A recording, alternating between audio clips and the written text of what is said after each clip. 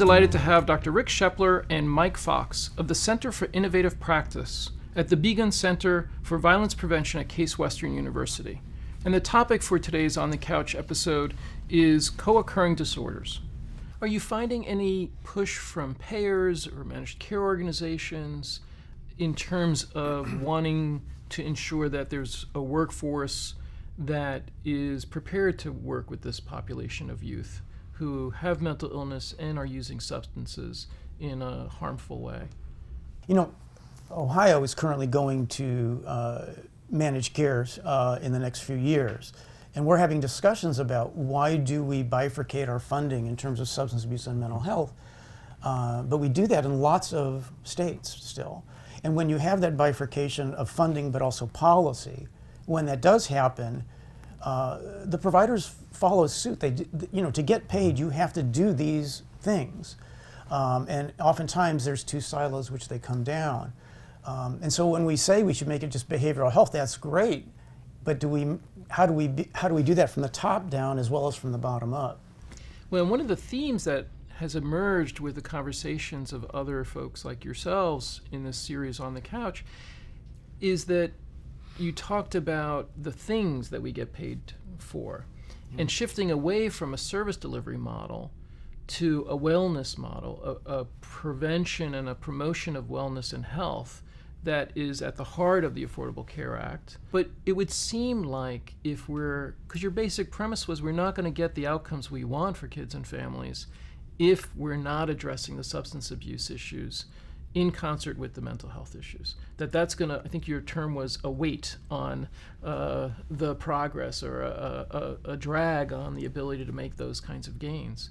So you would almost feel like if we're going to pay for performance, if we're going to pay for outcomes, we're going to pay for what works, then we're going to have to move towards evidence-based practices that are integrated in their approach to both mental health and substance use. Well, yeah, and I think also integrated with wellness and wellness, health promotion. So, there's this whole field of, resiliency for youth and a whole set of literature around risk and protective factors. And what we know when we talk about substance abuse programs and evidence-based programs, many of them target pro-social activities, pro-social peers, creating, doing strengths and culture discovery for the youth and really supporting that youth in their efforts to develop that interest. Some of these are less billable to our main funding source, which is Medicaid or insurance companies, but yet we know they work. And so how do we get a comprehensive treatment of what works and then get that package paid for? I think that's kind of the trick. Providers, in some ways, are ahead of the game. The research is a little bit ahead of the game, ahead of the funding game, if you will, and the policy. That's been a common theme as well, that the business model of the way we pay for clinical services is not aligned with what everybody says they want to almost be freed up to do. And even while we have the challenge of an integrated approach to substance use and mental illness conditions and treatment in this kind of co-occurring or behavioral health paradigm, I think an even bigger barrier, a bigger weight in the progress, is that the business models don't support the work that we all want and believe should be done. Exactly. Yeah, we're encountering that firsthand in a couple of different places that we are, where we know what works, and we know by experience what works, and there's a lot of people in those areas that are really trying to get that implemented, but the model from the administrative, the business side, just isn't where it needs to be, and so things are being held up for that very reason. Do you have some examples of where this challenge has been successfully responded to, and we can start thinking about creating or bringing those models to scale?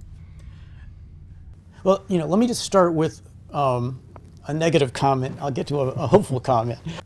Most states pay providers at a rate that agencies barely subsist, right? And they barely make it. When you do evidence-based practice, there's additional costs to implementing them. So to pay for what works usually requires more than what Medicaid will pay for. The coaching, the consultation, those additional items. The models that seem to work are usually a combination, a braided funding of some sort, of Medicaid or insurance, and other support funding from somewhere, whether it's the state, the county, the mental health board, a specific grant, either again local, state, or federal. And when we combine those, it alleviates the stress. It allows the providers to do the model as it's designed to be delivered with fidelity. And those funding models seem to work better. So when you braid the funding, it seems to allow providers to implement evidence-based practices a little bit more seamlessly.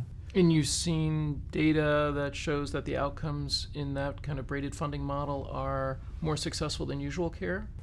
Yeah, I don't know. I mean, I would assume it does. Again, what we do have studies on, like multisystemic therapy is a good example, and functional family therapy, really strong implementation, science behind both practices. And I think they would argue that the higher their adherence to the model, the better the outcome. So there's that level of research out there, and you could go into the, for example, MST literature and find that. So yeah, I think you can support your premise. What are you most excited about in the field of co-occurring disorders and the future of the field? I enjoy working directly with the clinicians in terms of the implementation about the things that we have been talking about. I am really excited in agencies and communities and really whole states that are looking to find ways to get this type of integration in place and practiced and realistic, so that it can be braided together, it can be affordable, we can make it work. You know, we know that it's more expensive to implement, but it's cheaper in the long run.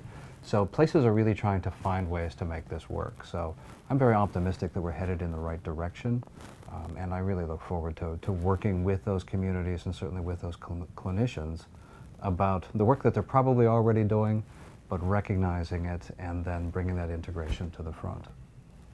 Yeah, I would concur with that, Mike. I think that's right on the money. It used to be that when I did training, I would talk about the high prevalence rate of co-occurring, and isn't it interesting that even though it's such a high prevalence occurrence, that we don't have research and practice to match up to that. I think we're finally turning the corner right now to that. At the policy level, at the implementation level, folks are asking for this kind of training, technical assistance. So I think we're turning the corner. And I think when you combine that with kind of this mindset that, it's not all that scary, and you're already doing this. These kids are in your treatment room now. You're already working with them, and you're probably being somewhat successful. And so maybe the learning curve is just, you need to know one or two extra things.